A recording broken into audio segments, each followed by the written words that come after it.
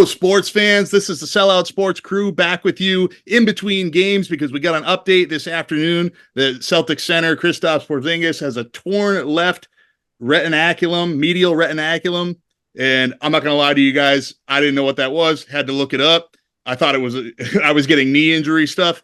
And it turns out it's your ankle, or at least it's his ankle. And guys, I was a kinesiology major and a pretty decent one, 3.4 GPA.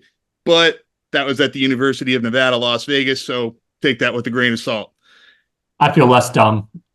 That's the thing. I feel like everybody feels kind of dumb on this one, and I think even some trainers across the league probably feel dumb right now. Porzingis had to seek out specialists on this, and it's a pretty rare injury. It's not something that I think any of us have even heard before. So what I'm going to do, guys, is based on this, I don't think Porzingis is going to play, and I think that could be a problem for the Celtics. Absolutely. I think the margin of error gets a little bit smaller for the Celtics now. But that being said, losing 4 out of 5 games seems like a stretch for me. I feel like this team is too talented. The stats kind of bear that out. Offensive efficiency rating, defensive efficiency rating. I don't see it. But defensively, it does seem like it hurts the Celtics more. And so Gafford and Lively might be able to eat a little bit based on that.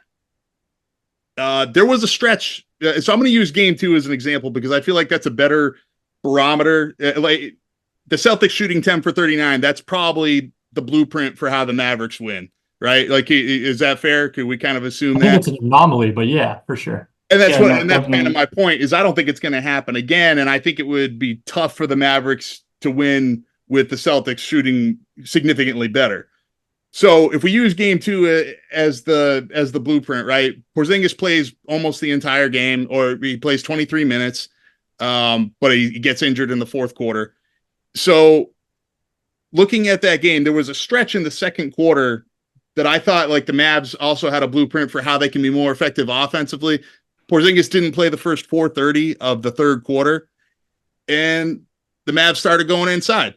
They got Gafford a dunk. Then the Washington inside on Tatum, 8-foot floater. Then they get another layup for Gafford. So basically they get something rolling. Then they went away from it, even though Porzingis is still out of the game.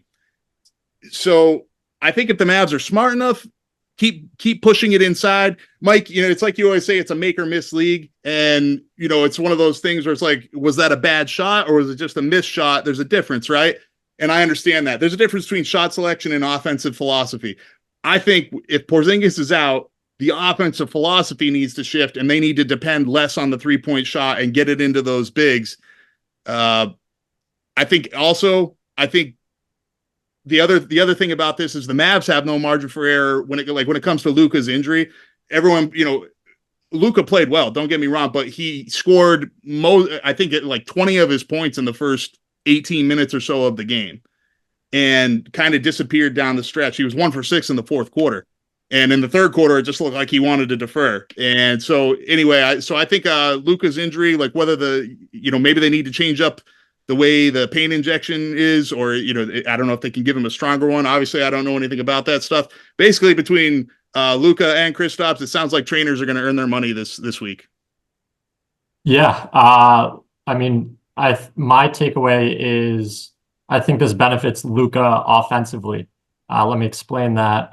The Celtics have had 5, we've heard it all finals long. The Celtics have 5 offensive weapons on the floor with their starters. The Mavs haven't seen that all postseason. They've been able to hide Luka against the T-Wolves, against the Thunder, kind of in the corner, let him exert his energy, all of his energy offensively. Now, that's not entirely true. Luka was good in moments defensively, but he really picked his spots. The Celtics have forced him to guard the entirety of the first 2 games, and we've seen the Celtics capitalize on those opportunities. With Al is serviceable. He's good, but he's not Kristaps. He's not creating the mismatches defensively that Kristaps creates on the pick and rolls. We saw him really dominate game 1 and was effective in game 2, shooting over the likes of Maxi Kleber, Kyrie at some points. And he can create his own as well.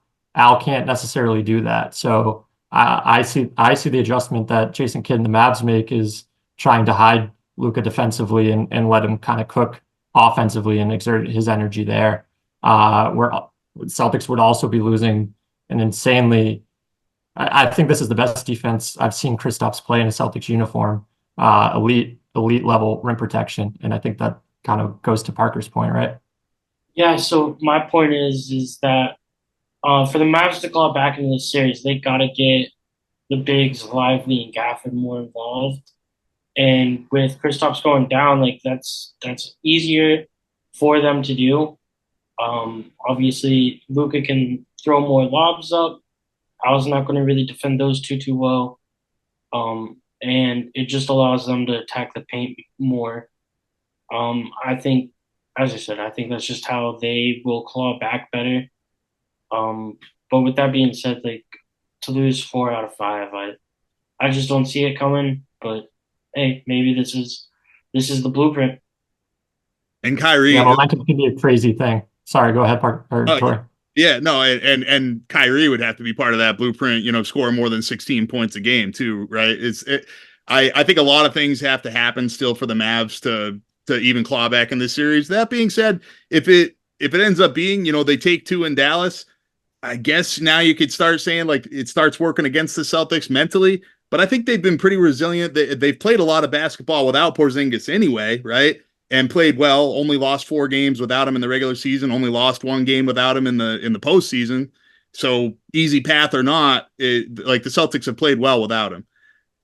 So I think that I still think this is Celtics in 6. That's pretty much where I'm at with it. I think it's a chance. Also, even though I already think Tatum's put his imprint on this series and on these playoffs, he's gained a lot of respect from me. I think that maybe for the masses that need more scoring, I think that this is a chance for Tatum to do that too. And Kyrie's not going to shoot this poorly the rest of the series. I don't see that happening, but I don't see Tatum shooting this poorly the rest of the series either.